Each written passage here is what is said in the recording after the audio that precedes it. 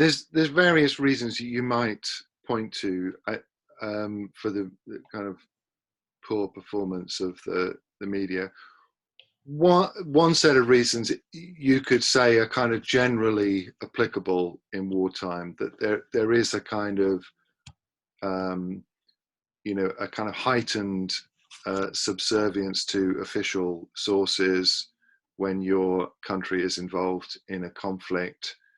There is a kind of, you could maybe talk about kind of laziness, inexperience, lack of fact checking, that kind of thing, which are kind of, they're not unusual kind of, professional failings that happen from time to time in journalism, and especially I think tend to be more serious when reporting a war. And you can look at other wars, look at the 2003 Iraq war and the failure to ask questions about the weapons of mass destruction that were supposedly the justification for the whole thing. So it's not, there's a kind of general reason, but I think there is a very particular peculiar reason in relation to the former Yugoslavia reporting of Bosnia as well as the Kosovo conflicts. And that's the kind of role that journalists started to see for themselves in that era in the 90s, the kind of post-Cold War era. And in a way, there's a kind of parallel, I think, between the way that journalists start to understand their role and the way that you can look at the Kosovo conflict itself as being, and Marco alluded to this earlier, the way that it was very kind of important to the West's own self-image.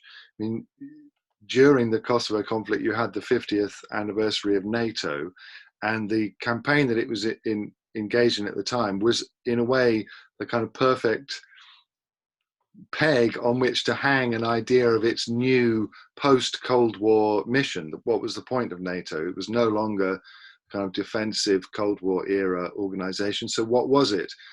Now it was an organization that was designed to kind of project these alleged values, cosmopolitan, humanitarian values of upholding peace and democracy and human rights, through the military power of NATO. So there's a kind of, and that's, I think, the kind of justification, particularly from the other side of the Atlantic, the idea of NATO engagement in the world in a kind of cosmopolitan way. That also gets a particular European spin. So various, the then Secretary General of NATO, Javier Solana, and also the British Foreign Secretary, Robin Cook, at the time, both made a big play of talking about the NATO intervention as the new Europe. There are two Europes. There's the old, bad nationalist Europe, and then there's the new human rights-centered cosmopolitan Europe that we stand for. So it had a kind of local European dimension to it too. And that, that sense of Europe, of NATO, of the West in general, and different NATO countries and governments getting a renewed sense of purpose and mission from military interventions such as the Kosovo campaign, I think has been really important. It's had a long-lasting effect. And I think that something quite similar also plays out in the media, that you get in the 1990s. I mean, Marco mentioned Martin Bell, a BBC journalist, who is a prime example of this, I think, and he coined this term, the journalism attachment, specifically to describe it. The idea that journalists could take on a kind of mission of influencing government policy by whipping up public opinion and public sympathy for a particular interventionist policy, if they took sides, rather than reporting in a kind of objective or neutral fashion or trying to do that. Instead, if they were to take sides, then that would be the kind of morally correct thing to do. And so there's a kind of, I think, very close parallel between the way that NATO governments start to think of, well, what is our kind of moral mission, or at least how do we explain publicly what our moral mission is in the post-Cold War era, and the way that journalists also start to think, what is our role?